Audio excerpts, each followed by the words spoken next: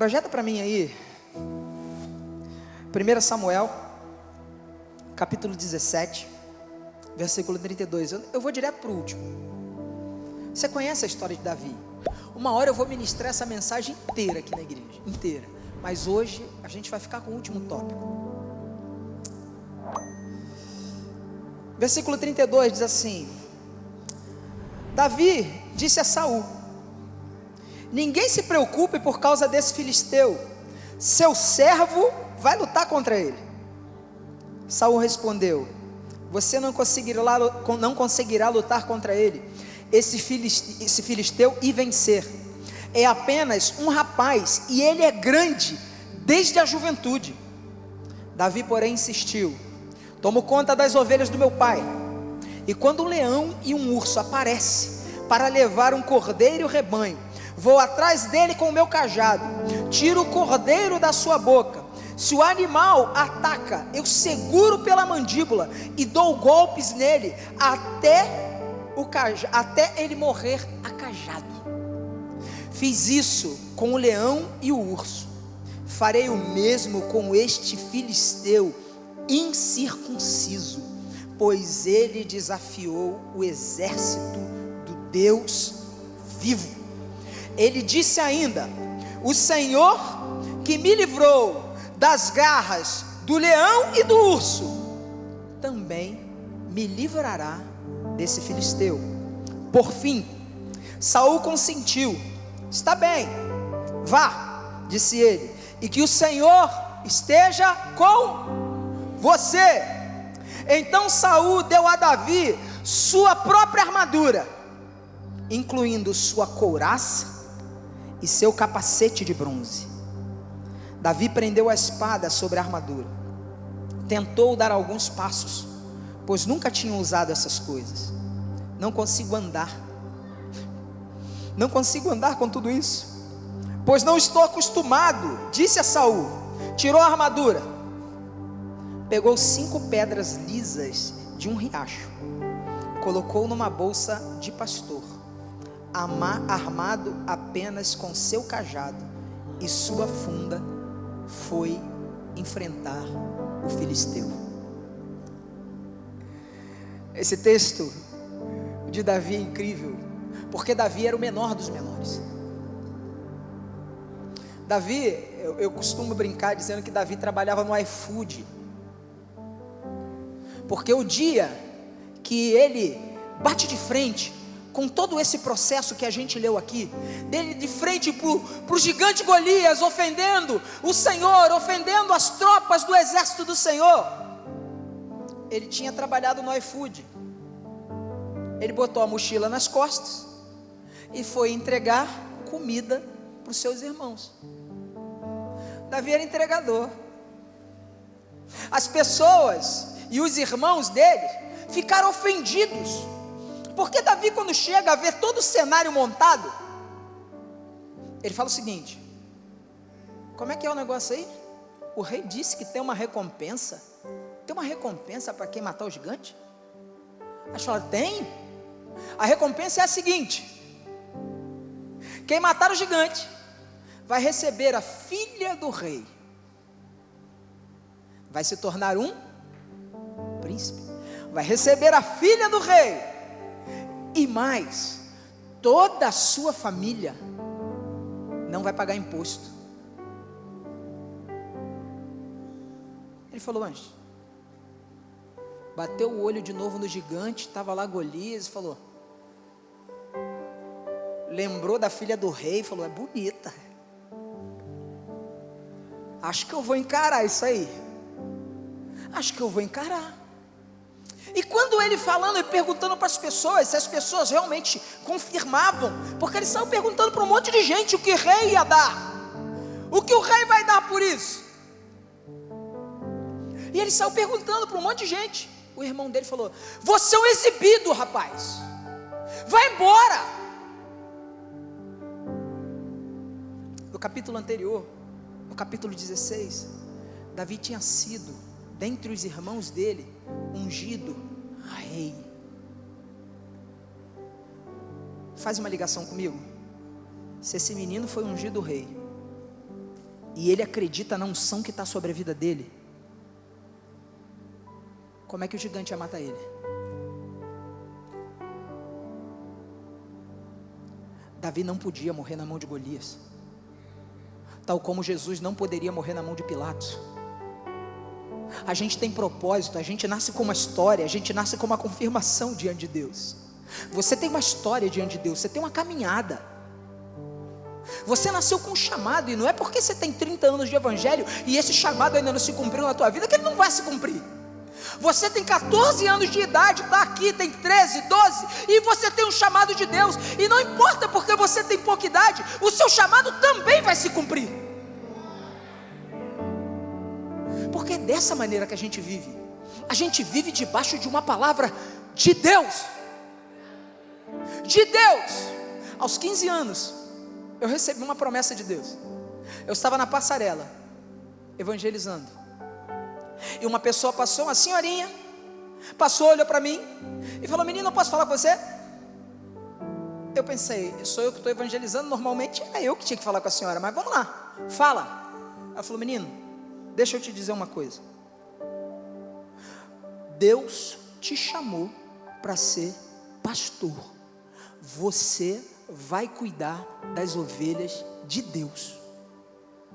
Eu tinha 15 anos de idade, na passarela da freguesia. Eu ouvi aquilo, eu fiquei maluco, assim, feliz por ser honrado, né?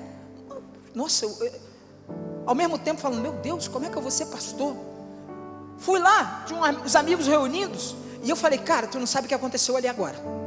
O que aconteceu? Eu falei: você tá vendo aquela senhorinha lá que está indo embora lá? Aquela senhorinha do coque, tá vendo? Ela, isso. Então, aquela mulher me parou e disse que eu vou ser pastor. A reação dos meus amigos foi: irmão, se tu for pastor, Satanás vai ser ungido antes de tu. Eu ouvi isso. É mais fácil o diabo se tornar pastor do que você, Afonso. Você é perdido. Ainda bem que Jesus me achou, cara, porque eu realmente era perdido. Davi chega diante do rei, e diante do rei ele começa a contar uma história. Ele fala assim: ô rei, não, o rei vai diante dele. O rei fala assim: tem um menino aí perguntando, tem um pessoal aí perguntando que quer ir lutar contra Golias. Quem é? Me mostra aí quem é. Me mostra quem é esse menino, cadê o menino? Aí vem Davi, ruivo, de boa aparência, diferente de tu, Ruivinho. Tu só é ruivo.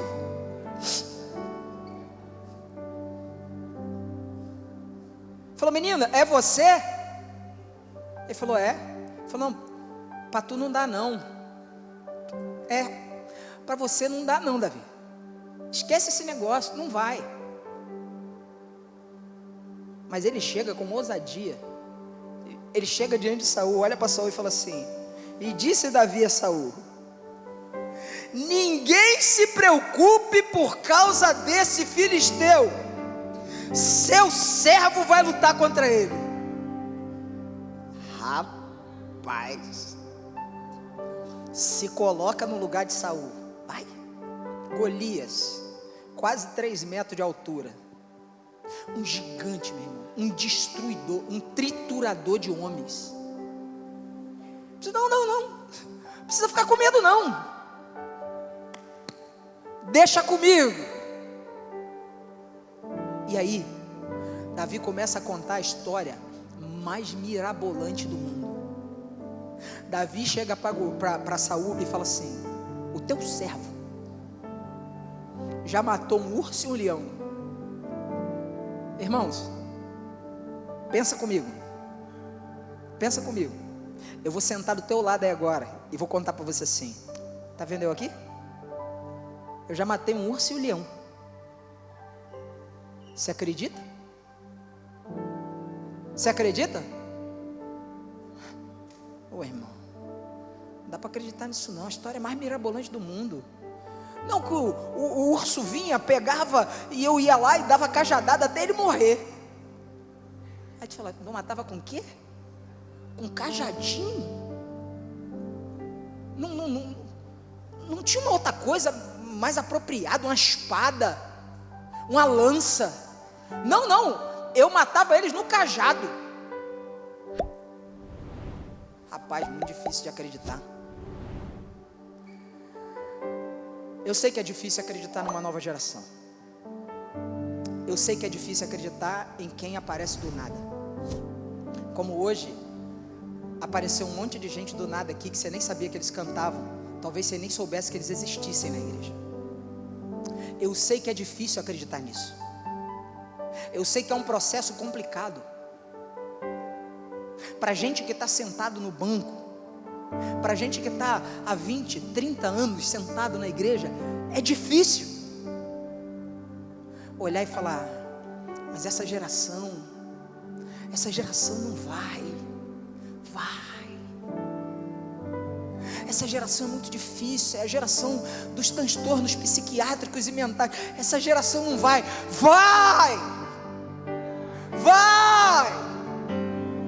Vai porque nós não vamos em nome da gente, mano.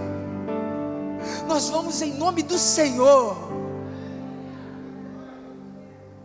E aí, o Davizinho conta a história mirabolante. Saul tinha tudo para não acreditar, mas tinha uma coisa que pesava a favor de Davi. Uma coisa. E não tinha nada a ver com leão e com urso. Davi não tinha medo de coisa muito pior que leão e urso.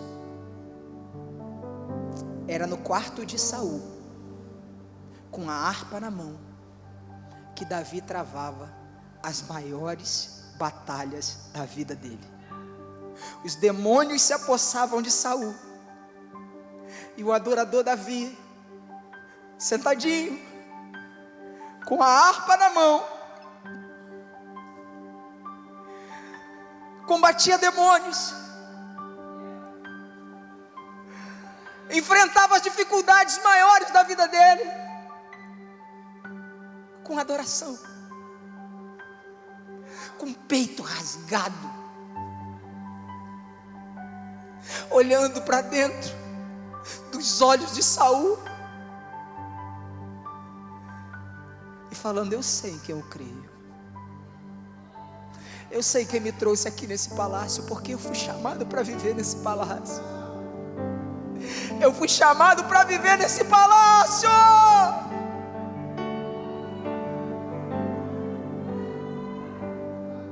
Davi não tinha medo de leão, Davi não tinha medo de urso.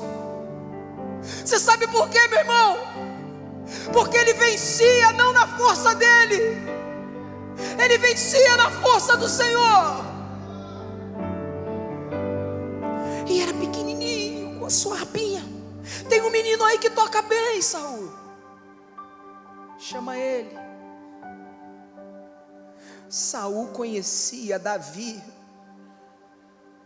do quarto. Saul conhecia o Davi da adoração.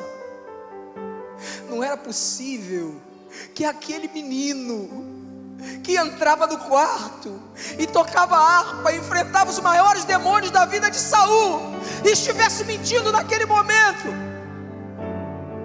Saul acreditava num Davi. Ô geração que está chegando, vocês mais novos, essa geração vai acreditar em você quando vê adoração na tua vida. Rasga, enche esse peito de adoração.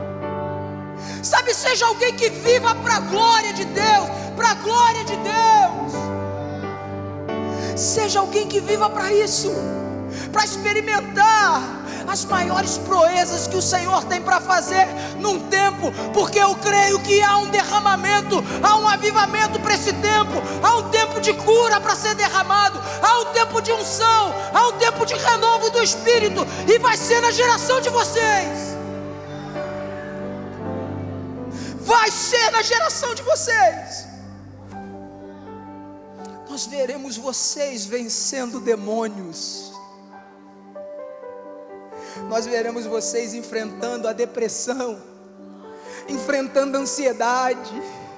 Nós veremos vocês através de canções tocando o coração de Deus, tocando o céu.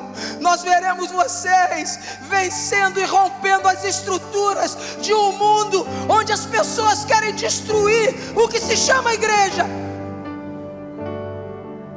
Nós veremos vocês viverem isso. Ah, meu Deus. Depois disso tudo, Saul acredita no menino. Aí ele fala para ele assim: você vai,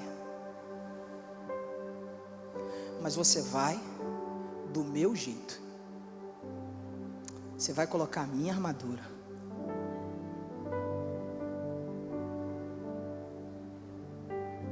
Irmãos, vocês prepararam o caminho do evangelho para a gente chegar. Quem é que tem mais de 30 anos de evangelho? Levanta a mão aí. Tem gente que tem mais de 40 anos de evangelho. Olha só, gente. Obrigado, tá? Tem gente que tem 50 anos de evangelho. Olha que legal, gente. Olha que lindo. Obrigado. Irmãos, o jovem adolescente, foram eles. A oração deles alcançou a gente. A oração dessas pessoas alcançou a gente. Mas, irmãos, a armadura de vocês não cabe na gente. Desculpa. A gente queria honrar vocês do jeito que vocês acham que é certo, mas o tempo mudou.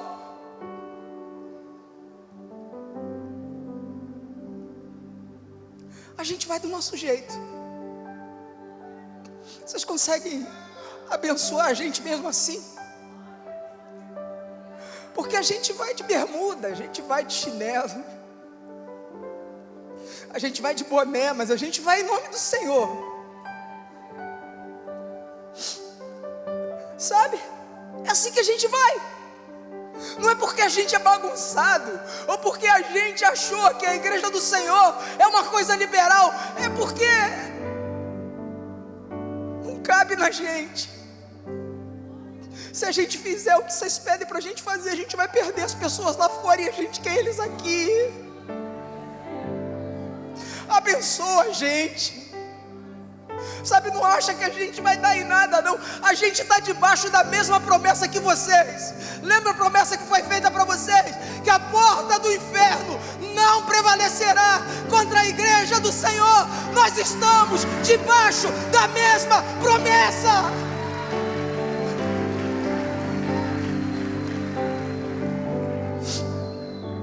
Confia na gente um pouquinho. Sabe? Se não dá para confiar na gente, confia na promessa. Confia na promessa. Confia que Deus está levantando uma geração que vai fazer um reboliço nessa terra. Confia que Deus está levantando de Jacarepaguá jovens e adolescentes que vão mudar o Brasil. Confia, irmãos. Confia um pouquinho na gente, sabe? Quando a gente preparou esse culto, a gente queria realmente vocês aqui, porque a gente ama estar com vocês. Os cabelos brancos, a caminhada, tem muito a ensinar para a gente. Não deixa a gente andar sozinho, não. Não olha a gente na igreja, sabe, achando que a gente é diferente. Não, não, não. A gente é igreja. E a gente vai viver no mesmo céu, cara. Talvez o pastor dos seus netos, o pastor dos seus filhos, dos seus bisnetos, estava aí do teu lado, mexendo no celular na hora do culto.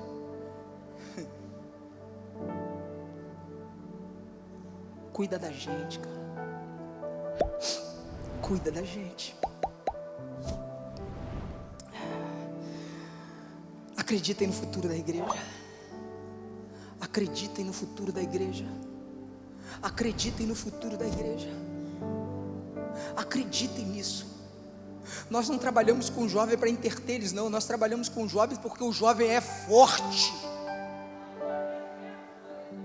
O jovem é forte. E ele tem vencido o maligno.